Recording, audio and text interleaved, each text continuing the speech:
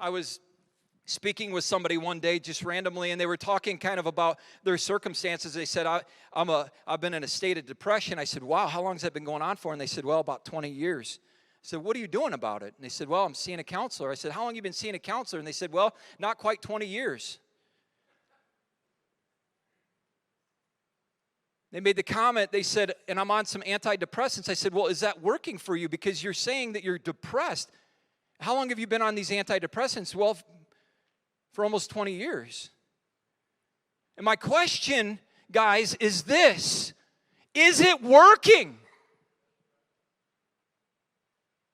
And it may be working for you, and maybe you were in a deep state of depression, and you've come out of it, and you've been meeting with counselors, and you've had an antidepressant or something, and you're no longer struggling with that. Praise God!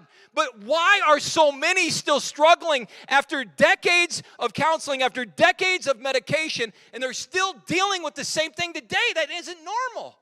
That's not healing. That's not recovery. We're called to be in a state of freedom so that we can be effective at helping people outside the four walls of the church. But so many times, we're the ones that need the most help. And this isn't to be critical. I know these hot topics can be a little bit stepping on your toes and a little offensive, but sometimes we need that to evaluate where we're at in life. And I ask the question again, and I would ask the question to myself, is it working? And if it's not, let's figure something else out. This past week, I was talking to a friend who has recovered from alcoholism, and he's been sober for 2 years now. And I asked him, I said, so in the midst of our conversation, he rattles something off, and I was blown away at what he said. He said, well, here's what I do, and here's how I began to cope with things. I pause, I pray, and I proceed. And I said, I got to use that. Can I use that? And he said, yeah, use it.